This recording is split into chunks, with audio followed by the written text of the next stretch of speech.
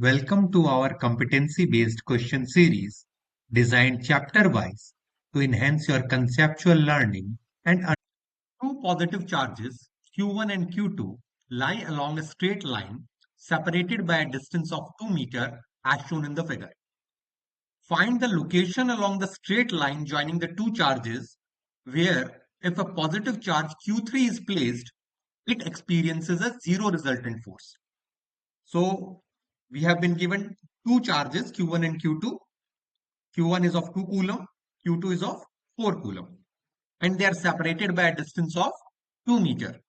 We need to place a third charge Q3 somewhat over here, which is at a distance of from Q1.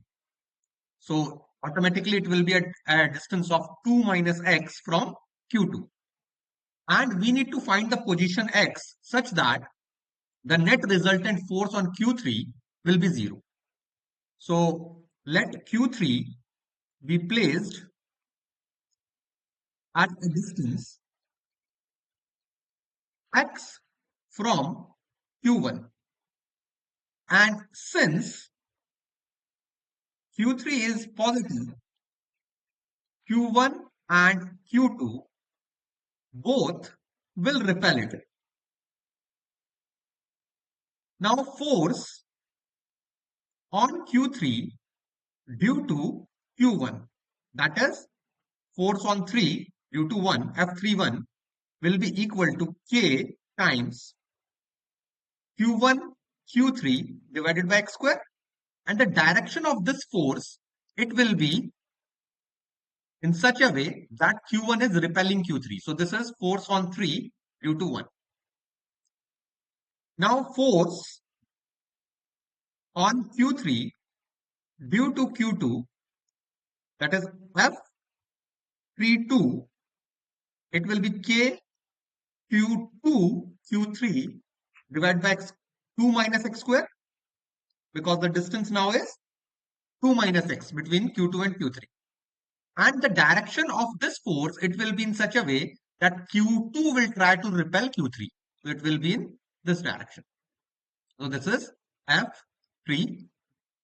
Now, for resultant force to be 0,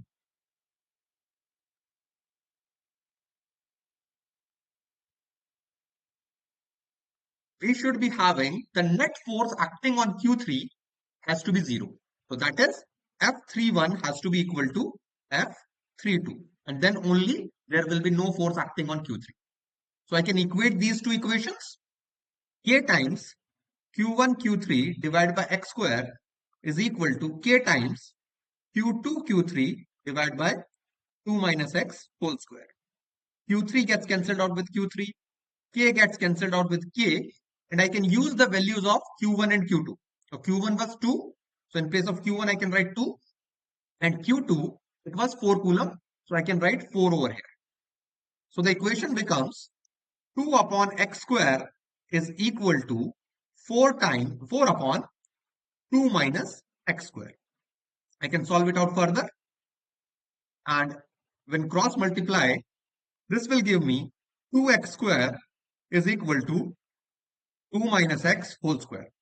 I can take root both sides. So taking square root both sides,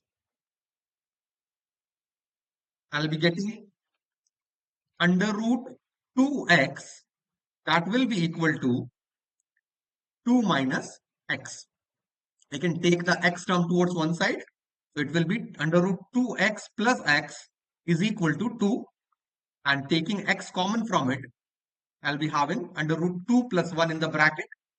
That is equal to 2. So x will be equal to 2 upon under root 2 plus 1. And if I put the value of under root 2 as 1.414, I'll be having 2 upon 2.414, that is approximately equal to 0.83 meters. So at a distance of 0.83 meters, if I place Q3, then the net force acting on this Q3 will be 0. Now let's take part B. Will the resultant force on Q3 placed at the location of part A. So we have placed Q3 at the same location, that is at 0.83 meter. Will it still be 0 if it is negatively charged? The answer is yes, it will be 0. The only change is that now when Q3 is negatively charged, the force on it due to Q1 and Q2 will be reversed.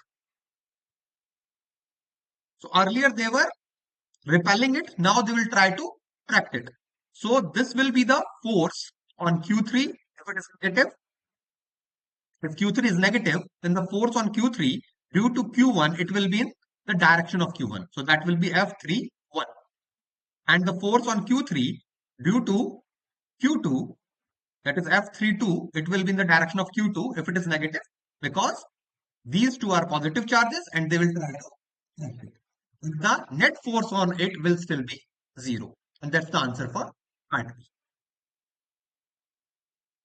Keep learning, keep practicing, keep excelling.